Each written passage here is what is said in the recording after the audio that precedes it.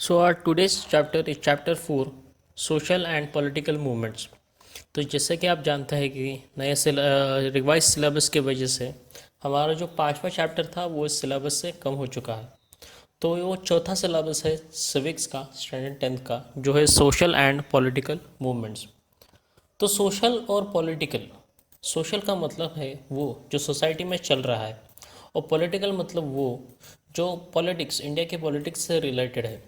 तो सोशल और पॉलिटिक्स एक दूसरे से इसलिए रिलेटेड है कि जो भी चीज़ सोसाइटी में हो रही है वो कहीं ना कहीं देश के पॉलिटिक्स को बहुत ज़्यादा मैटर करती है, या फिर देश के पॉलिटिक्स पे बहुत ज़्यादा असर करती है।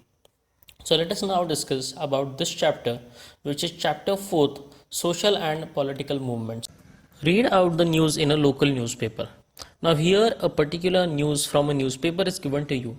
Let us read it first to understand what is this. Movement against child marriage has been successful to a great extent, and the extent of child marriages have been reduced by 50%. The workers in this movement worked very consciously. Workers from the movement against dowry also helped them. Now there is a need to start a drive against malnutrition, because poverty and malnutrition are two important problems to be taken on priority basis. तो यहाँ पे एक छोटा सा newspaper का cutting है।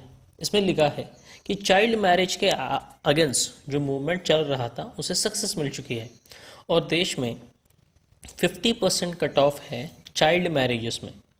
तो ये जो वर्कर्स है, इन्होंने कैसा काम किया? इन्होंने कॉन्शियसली काम किया, मतलब इन्होंने जल्दी जल्दी काम किया, अच्छा काम किया। तो कई सारी बाकी के वर्कर्स जो कई सारे मूवमेंट्स में एक्टिव थे, उन्होंने उन्हें हेल्प किया। जैसे कि डावरी प्रोहिबिशन एक्ट के जो जितने भी वर्कर्स थे, जो जिन मूवमेंट में लोगों ने पार्ट लिया, उन्होंने भी उन्हें हेल्प की। तो अब ज़रूरत है कि माल न्यूट्रिशन के अगेंस्ट और पावर्टी के अगेंस्ट भी ऐसे मूवमेंट्स हो। तो ये मूवमेंट्स क्या होती है? देखिए, in the above newspaper item different movements are included. Can you explain their meaning? We have explained these two movements actually were against the child marriage, and second movement was against malnutrition. This news deals with different subjects. Are movements related to only one issue? No. So movements are related with every issue which has become a cause for degradation in the society. जब भी society में कुछ गलत चीज़ें हो रही हो और कई सालों तक हो रही हो, उसकी वजह से जो प्रॉब्लम्स फेस करने पड़ते हैं लोगों को, तब मूवमेंट्स कॉज करती है या फिर तब मूवमेंट्स चलती है।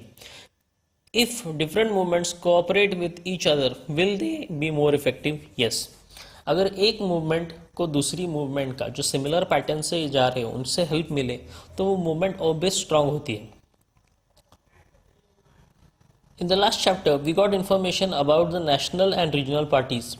Political parties compete for political power. They win elections and try to resolve the problems of the common man. Political parties generally adopt a comprehensive perspective. तो पिछले चैप्टर में हमने देखा कि रीजनल पार्टीज और नेशनल पार्टीज में क्या difference होता है, कि जनरल इलेक्शंस कैसे बनते हैं। जो भी ये इलेक्शन जीते, जो भी पॉलिटिकल पार्टी ये इलेक्शन जीती है, वो कॉमन लोग का प्रॉब्लम किस तरह से सॉल्व करने की कोशिश करती है। तो कोई भी पॉलिटिकल पार्टी जो जीतती है वो एक अच्छे कॉज के सॉल्व करने के पर्सपेक्टिव से ही आगे आती है। They cannot concentrate on just one particular issue, from public cleanliness to space research. They have to take into consideration all matters from national perspective and take decision. तो political parties को कई सारे अलग अलग टाइप्स के problems solve करने पड़ते हैं, चाहे वो पब्लिक इशू हो या कोई बहुत बड़ा पॉलिटिकल या फिर नेशनल प्रॉब्लम हो, उन्हें वो सॉल्व करना पड़ता है। Political parties are expected to have a programme for the problems of all sections of the society. तो कोई भी पॉलिटिकल पार्टी जब कोई काम करती है, उसमें जो भी एजेंडा या फिर प्रोग्राम होते हैं जो लोगों के या फिर अलग अलग सेक्शंस सोसाइटी में जो होते हैं उनके प्रॉब्लम सॉल्व करने के लिए उनके पास एक फुल प्रूफ प्लान होता है और वो उसके अकॉर्डिंग ही चलते हैं। Political parties adopt policies taking into consideration the interest of all farmers. Political parties take into consideration problems of farmers, laborers, businessmen, women, youth and senior citizen. तो किसी भी political parties को इन सारे sections के बीच में मन मिटाव मिट जाए और इनके सबके प्रॉब्लम सॉल्व हो जाए, इस तरह का एक फुल प्रूफ प्लान बनाना पड़ता है। तो ये मूवमेंट्स क्या चीज़ होती है और ये मूवमेंट्स क्यों होते हैं? Why movements? See, all the people in the society can not participate in political parties and contribute to social welfare. तो सभी के सभी लोग जो सोसाइटी में है वो पॉलिटिकल पार्टीज नहीं ज्वाइन कर सकती है due to many unfair reasons. तो सोशल वेलफेयर या फिर कोई सोशल चेंज लाना हो तो क्या करना चाहिए? Some people focus on a particular issue and pursue it. तो कुछ लोग एक पर्टिकुलर इशू को मुद्दा बना के उसके खिलाफ लड़ना चालू कर देते हैं। They organise people and try to pressurise the government to resolve that issue. तो देखा जाए तो गवर्नमेंट लोगों के प्रॉब्लम सॉल्व करने के लिए होती है, लेकिन गवर्नमेंट के कामकाज में कुछ चीज़ें ऐसी भी होती है जिससे उन्हें उन प्रॉब्लम्स को सॉल्व करने के लिए टाइम नहीं मिल पाता है, या फिर उसे सॉल्व करने के लिए जो भी इम्पोर्टेंट रिसर्च का काम है वो नहीं मिल पाता है। तब कोई एक पॉलिटिकल पार्टी उस पर्टिकुलर छोटे से इशू को सॉल्व करने की कोशिश करती है। उसके बीच वो कई सारे लोगों की हेल्प ले लेती है और जिससे गवर्नमेंट पे गवर्नमेंट पे प्रेशर आता है कि वो उस इशू को जल्द से जल्द सॉल्व कर दे। They constantly follow up the issue, build public opinion about it and thereby put a pressure on the political parties and the government। तो किसी भी पब्लिक इशू को सॉल्व करने के लिए पॉलिटिकल पार्टी लोग कॉमन लोगों की हेल्प लेती है।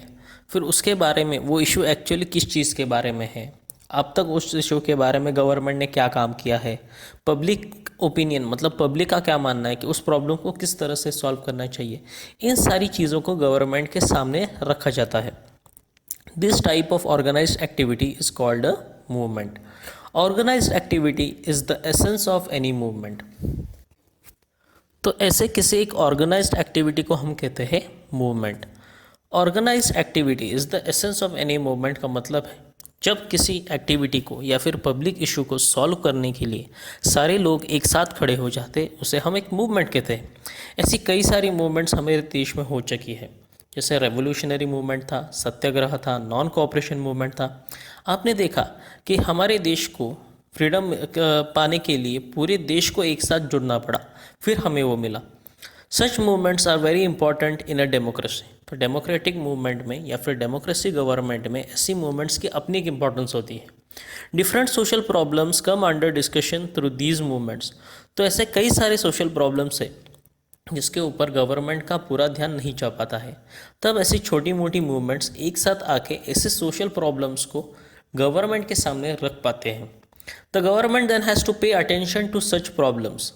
तो गवर्नमेंट का जो भी ध्यान है इस तरह के प्रॉब्लम्स पे लाने के लिए ऐसी बड़ी मूवमेंट्स का होना ज़रूरत में है। Leaders and activist of the movement provide necessary information about those issues to the government. This information is very useful for the government while making policies। तो गवर्नमेंट का ध्यान खींचने का काम करती है ये बड़ी बड़ी मूवमेंट्स। लीडर्स और एक्टिविस्ट का मतलब वो जो लोग उस पर्टिकुलर एक्टिविटी में काम करते हैं, वर्कर्स होते हैं, उन्हें कहते हैं हम एक्टिविस्ट। ऐसे मूवमेंट के जरिए गवर्नमेंट का पूरा ध्यान उस पब्लिक इशू के ऊपर लाया जाता है। फिर अपना प्लान जो उन पर्टिकुलर लीडर्स ने जो भी प्लान बनाया हो वो गवर्नमेंट के साथ मिलकर उस प्रॉब्लम को सॉल्व किया जाता है, या फिर नई पॉलिसी या फिर एजेंडा बनाया जाता है। Some movements aim at opposing a particular decision और पॉलिसी ऑफ द गवर्नमेंट। तो कई सारी मूवमेंट्स गवर्नमेंट के किसी भी अगर प्लान को हम देखेंगे, अगर वो प्लान लोगों के अच्छे के लिए हो तो उसे एक्सेप्ट किया जाता है।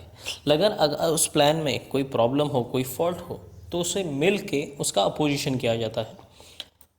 The right to protest is considered as an important right in democracy.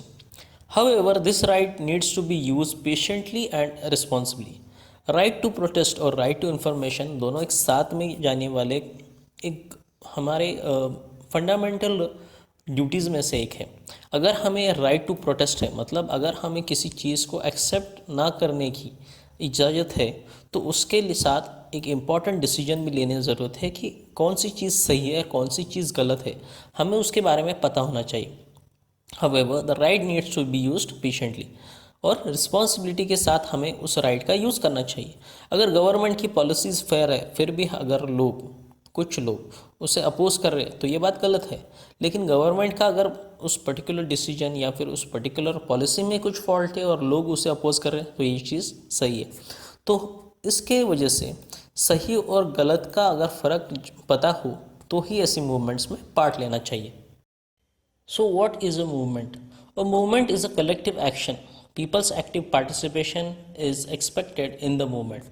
तो मूवमेंट क्या होता है उसके कुछ डेफिनेशंस हैं, हम उसे समझने की कोशिश करेंगे। तो मूवमेंट एक कलेक्टिव एक्शन है, लोगों का कलेक्टिव एक्शन या फिर किसी भी चीज़ के खिलाफ एक एक्टिव पार्टिसिपेशन को हम कहते हैं movement. A movement can be formed when people come together in the interest of a particular issue. For example, pollution can be a single issue for which a movement can be created. तो एक movement जो होता है वो किसी भी एक particular issue में अगर सभी लोगों को लगता है कि ये पर्टिकुलर इशू है और उसे सॉल्व करने की ज़रूरत है तो ऐसा मूवमेंट फॉर्म हो सकता है। फॉर एग्जांपल पोल्यूशन एक उसमें से एक प्रॉब्लम है, मेजर प्रॉब्लम है, उसके अगेंस्ट एक मूवमेंट होना चाहिए। A movement has a particular social objective or a focused problem. For example, movement against corruption aims at ending corruption. तो किसी भी मूवमेंट का एक गोल होता है, एक पर्टिकुलर ऑब्जेक्टिव होता है, उसका एक पर्टिकुलर प्रॉब्लम होता है और प्रॉब्लम के इर्द गिर्द ही उस पर्टिकुलर मूवमेंट का काम होता है। फॉर एग्जाम्पल, इस देश से करप्शन हटाने का काम अगर चालू कर दिया जाए और उसके खिलाफ अगर मूवमेंट चालू हो जाए तो उसका उस मूवमेंट का पर्टिकुलर एम होगा कि करप्शन को किसी भी तरह इस देश से ख़त्म किया जाए।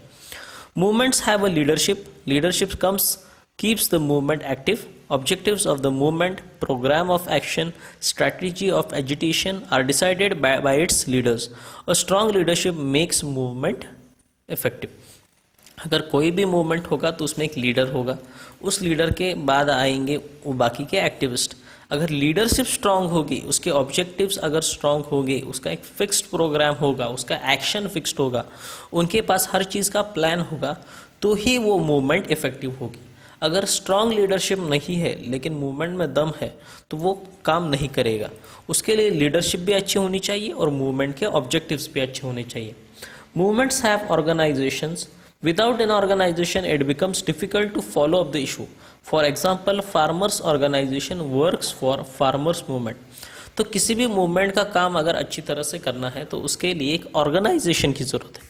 ऑर्गेनाइजेशन का मतलब एक ऐसा ग्रुप होना चाहिए लोगों का जो उस पर्टिकुलर इशू को सॉल्व करने की कोशिश में लगे हुए। अगर कोई पर्टिकुलर प्रॉब्लम हो लेकिन लोगों का ऑर्गेनाइजेशन ही ना हो, एक या दो लोग मूवमेंट में पार्ट नहीं ले सकते, उसके लिए एक फिक्स्ड ग्रुप होना चाहिए।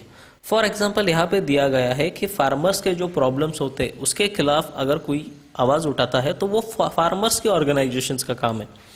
Any movement requires public support. People should feel connected to that issue that is undertaken by the movement. Movements have a program of action which help them to stage public opinion. तो generally देखा गया है कि अगर कोई भी movement चल रही है तो उसमें पब्लिक का सपोर्ट भी इक्वल इंपॉर्टेंस रखता है। पब्लिक का ओपिनियन, पब्लिक को क्या लगता है कि ये पर्टिकुलर चीज़ किस तरह से सॉल्व होनी चाहिए। अगर उस पर्टिकुलर प्रॉब्लम से पब्लिक का कोई भी नाता ना हो या फिर कोई भी कनेक्शन ना हो तो वो पर्टिकुलर प्रॉब्लम सॉल्व करने के लिए किसी भी मूवमेंट का जन्म नहीं होगा।